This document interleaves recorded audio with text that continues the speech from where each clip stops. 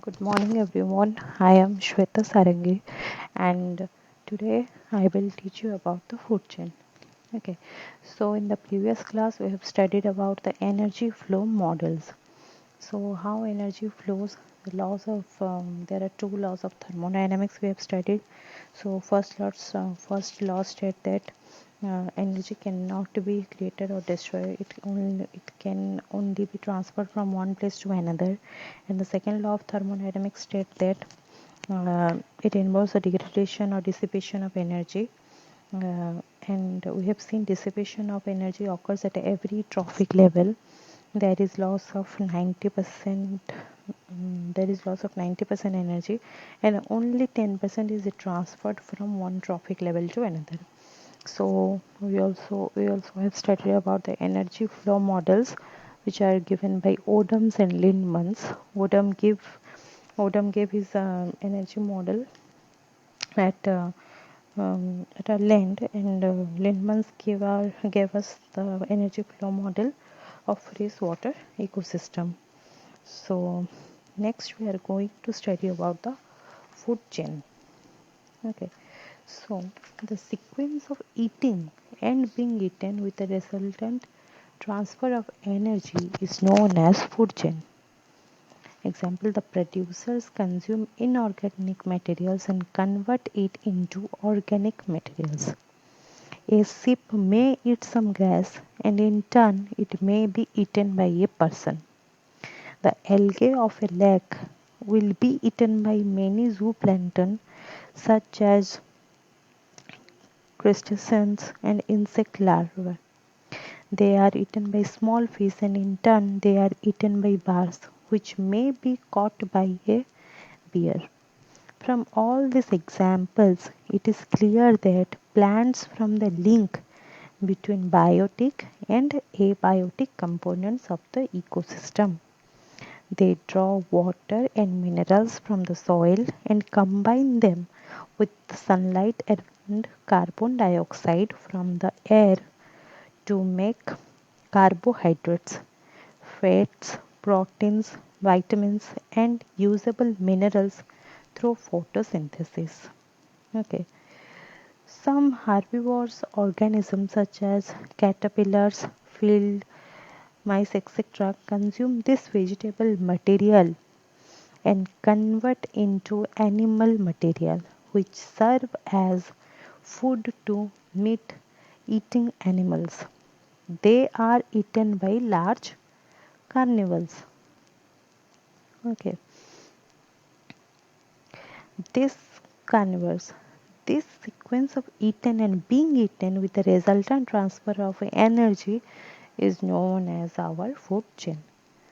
Thus, in food chain, organisms of an ecosystem are linked together.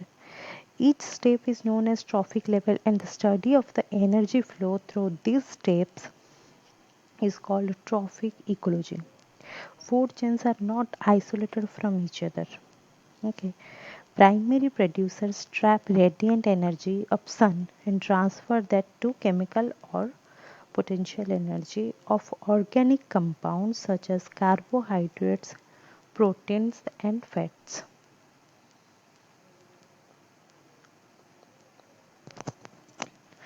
Okay, as we have read earlier, the energy liberated is just equal to the amount of energy used in synthesizing the substances. When this animal is eaten by another one, along with transfer of energy from a herbivore to carnivore, a further decrease in energy occurs. As the carnivore oxidizes the organic substances of the first herbivore to liberate energy to synthesize its own cellular constituents, such transfer of energy from organism to organism sustain in the ecosystem. Okay, so here we can see that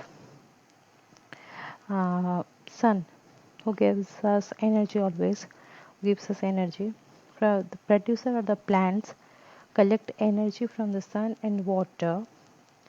Okay, then Producer produce our food, and then the primary consumer grasshopper have it. Okay, the it directly it directly can consume the her producers. Okay, then then it comes to the secondary consumer, the frog is dependent on the primary consumer. Okay, then our snake, who are the territory consumers, they are dependent on the secondary consumers. Okay, then the final consumer, the hawk, he is dependent on the territory consumers.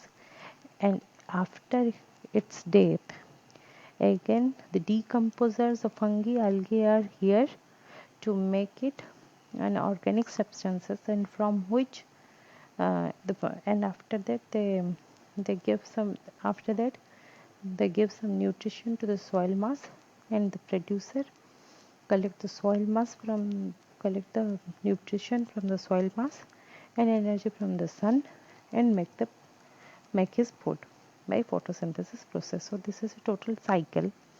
Okay, and this is the food chain. So in the same way, here is producer are the grasses, grasshopper are the primary consumers, birds are the secondary consumers, snake are the tertiary consumers, and again snake is eaten by owl, who are the apex predator.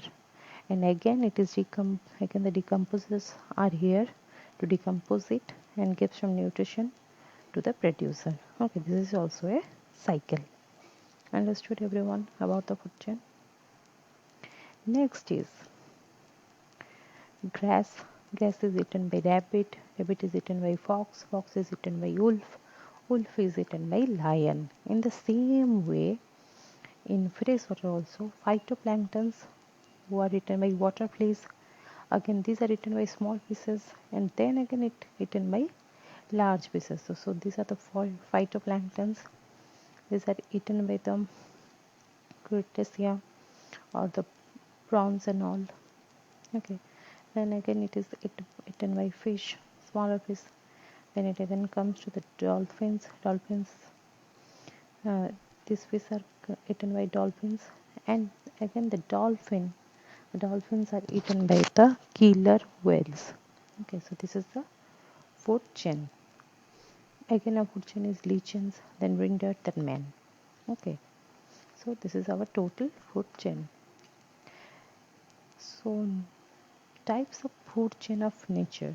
So there are two types of food chain. First one is our grazing food chain, and second is our detritus food chain. So what do you mean by grazing food chain? Okay, and detritus food chain. So what do you mean by that? This type of food chain starts from green plants and ends to carnivores by passing through herbivores. All examples cited above show this type of food chain. The primary carnivores or secondary consumers eat herbivores or primary consumers of the ecosystem, and likewise secondary carnivores or tertiary consumers eat primary carnivores. The total energy assimilated by primary carnivores are gross tertiary production and its disposition into respiration, decay, and further consumption of by other carnivores is entirely analogous with that of herbivores. Thus much of the energy flow in this chain can be described as the producer, then it comes to the primary consumer, the herbivores, then it comes to the secondary consumer or primary carnivore, and again it comes to the secondary carnivore or tertiary consumers, and so on. Again it comes to the decomposers. Okay, so this is a grazing food chain. First the autotrophs, then the herbivores, then the primary carnivores, then the secondary carnivores or tertiary consumers. Okay, understood? Next, in the next class, we are going to study about the detritus food chain. Okay, so this is very important. Okay,